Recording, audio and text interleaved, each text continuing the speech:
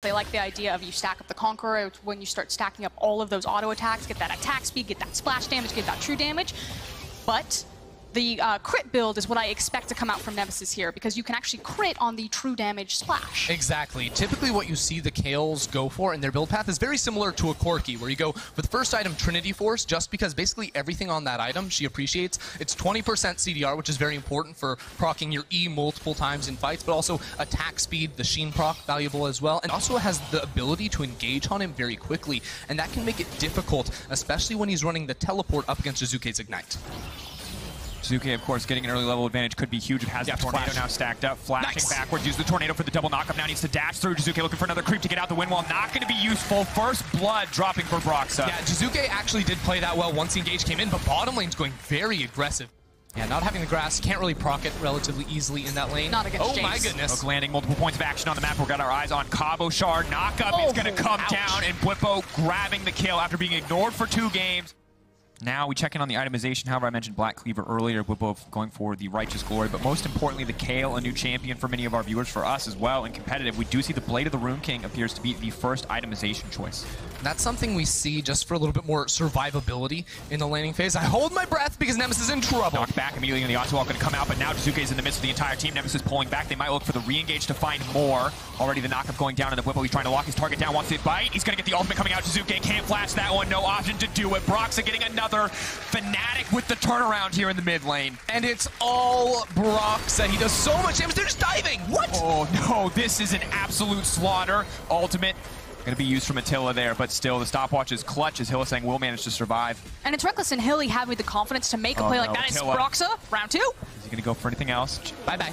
The sheer amount of burst damage that Sivir can have if you tank the full Boomerang Blade, but now going to move forward. They're trying to back off, and it looks like at the end of the day, Bwipo may give his life, but they used Rift Herald there in that exchange, and the channel was canceled, so Bwipo's going to go down, but trades his life for that cooldown, can clear the wave with the zombie form of Sion as well. Bwipo, again, is able to absorb pressure, TP's back top, and now they're just going to look to dive mid. Oh, Jiizuke tried to go in, saw Nemesis stepping under tower, but the entire team is now on the way. He's getting the reset on the passive, but it is simply not enough. Vitality couldn't deal with it. They had to change things up, but that meant giving Broxah the Reksai. Once again, here we go. It's a dive top. Bwipo so incredibly tanky. Broxah now just going to step forward, walking this kill down, knocked back, but Bwipo going to be able to back away in the end. The ulti comes out. Broxah grabs another one. Mowgli is going to be able to grab the shutdown. Hylissang now caught under the tower. Mowgli going to do what he can to delete this wave, but they're stepping forward to grab a bit more. Broxah unstoppable. 3 stacks, looking for the 4th, but we're going to try to step forward, the flash forward to keep it going. They don't really have the damage for this one, but Hylissang just hits him with it anyway. Calm down, buddy. You're not getting that kill. Vitality actually trying to respond. Notice Jactroll on the flank, but his Moby Boots were canceled by the Wolf Camp that I think Attila aggroed. They're trying to make the play, but the cast coming out to disengage in the end, though. It's the wall. Braum is such a good counter in towards the Gragas. You throw up the shield, and then Jactroll gets bait for the dive. The hook. Now landing it back, but he's going to give his own life for this exchange. The rocket comes in. Maybe they're going to be able to grab 2 in the end. That's something given back with the TP now coming in. Cabochard here as well. Nemesis level 11. The Kayle is ranged. Jiizuke ready to turn this fight. And Nemesis now continuing to push forward. Maybe look for a little bit more damage here. Once 5 stacks get kicked off. The knockup now going to come through. Windwall going to block everything, but Nemesis just walks right past it and finds his kill. Unstoppable force out of the jungle. What can't this team do? How high can they go?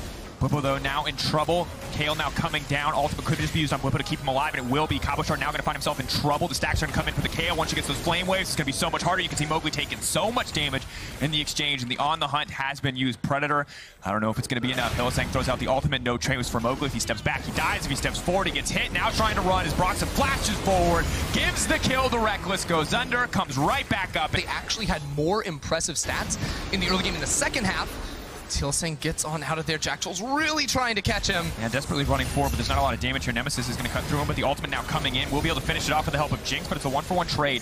Cabo steps forward, but that's a very strong Kayle.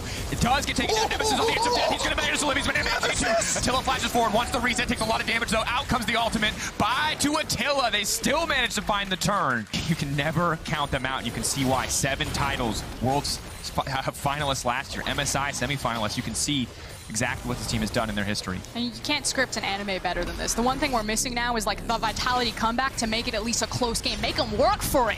Jiizuke now going to try to find something with Attila. They're going to interrupt the knock up there. That's going to be huge, but Attila's still going to get ulted out by Broxah. Broxah's going to look for the true damage. It's going to be a huge bite here. Doesn't even need it. Just uses the Queen's Fury. Jiizuke now on the retreat. Does get the knockup. Nemesis just cutting through the team. Fnatic playing the team fights front to back, and it's too easy because Broxah can 1v1 anyone on the map right now. Pack it up, boys. Right now, Nemesis and Broxah are both simultaneously trying to 1v5. It's 20 minutes in. The Baron is gone. Oh, Hilly! Jactroll's in trouble. Nosy standing right next to the blast cone. No. Another sacrifice, a TP used onto the top side. Mowgli died too. The victory lap for Fnatic has been the story of Game 3. Domination from the start of the game. Broxah has been absolutely everywhere, and every single member of this team has an incredible scoreline. I think the biggest problem Fnatic are facing right now is who actually gets MVP. That's it.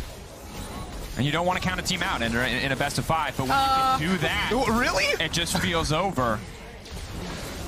And oh my, look, he's literally on the Nexus 1v3. He does not care. Hook comes in, he's just going to keep it going. Does he get the chance to use the ultimate as well? He does, that's the double kill, wants a few more. They're walking right into the fountain, they just keep feeding him. That's the Quadra. Is he going to get the Penta? I cannot believe it! Penta-kill for Nemesis. The series is over. And a reminder to all of Europe, Fnatic did not come into this split to compete. They came to dominate. Thank you, Broxah, for joining me. Congratulations on making it further. So now I want to know, because when I talked to Bwipo last week or 2 weeks ago, he told me that you wanted to face Vitality no matter what. So, okay, smart move, obviously, but why? Well, I think it showed today that we match up pretty well against Vitality. Their main strategy throughout the split and even last year has always been playing for top lane, just trying to snowball through top, and we were pretty confident that Bwipo would be able to dodge most of the ganks and most of the potential dives coming at them. And at the same time, just individually, I think we match up pretty well against them. And yeah, our control-based style just matches up really well against the top-centered, spam ganking top style. I think we showed why we picked them today. I agree with you, but it makes me wonder is it Vitality underperforming lately, or do you think that teams are catching up on them? I feel like it's hard to say. I think in the past weeks in the LEC, there's been so many weird things happening and everything has been shaking up, and Vitality definitely has been one of the teams looking a bit weaker.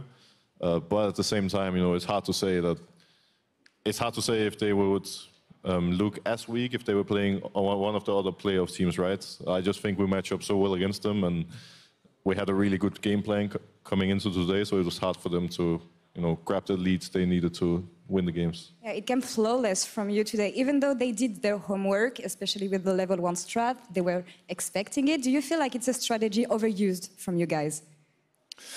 I think generally it's kind of funny how people always expect us to cheese level 1, and I heard so many interviews coming into the day where people said that Fnatic has to cheese level 1 to win, and if they don't late invade or cheese level 1, then, you know, they are not a pretty weak team. And today we showed that even if we play completely normally, if we just play a slow, a normal game, then, you know, we are just as strong as we are when we make level 1 plans, right? So I think, you know, the whole meme of Fnatic having to cheese to win games is kind of overused, and we are definitely scary regardless if we cheese or not. All right, so outside of the memes, what did you guys prepare against them coming in today? Sorry, what? What did you guys prepare against Vitality coming today? Well, I guess one of the main things was looking at how to survive the top lane focus. How do we make sure that we put Bwipo in a position to avoid dying to all these ganks, and especially with a draft like the first one where they played Lucian, Talia, Jarvan, it was pretty scary for us. How we knew that we had to try to find a way to keep Bwipo alive in order for the Lucian not to snowball out of control. But generally, we had pretty good communication on when they could make a play top. Bwipo was really aware of this. Sometimes he dropped a few waves to make sure he didn't die, and we just played really well around it because we knew what was coming. You know, it makes me sad in a way, because when I did my preparation this week, I was expecting to see an Urgot in the jungle. Everybody was expecting so, and we didn't see any, even in the banning phase. So how do you explain that? I think Urgot jungle is definitely a thing right now. Whether it's going to be played or not, you know, not going to comment too much on that. I guess time will tell, but it's definitely something to look out for. All right, so moving forward, you will face whoever wins tomorrow. It's going to be either Splice or SK Gaming. Who do you think will take it? I think it's pretty hard to say, honestly.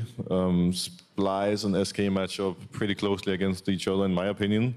But I would give a small edge to Splice. Like, I would probably predict Splice 3-1 or 3-2. All right, interesting insight. We'll see about this tomorrow. Thank you, Broxah, for joining.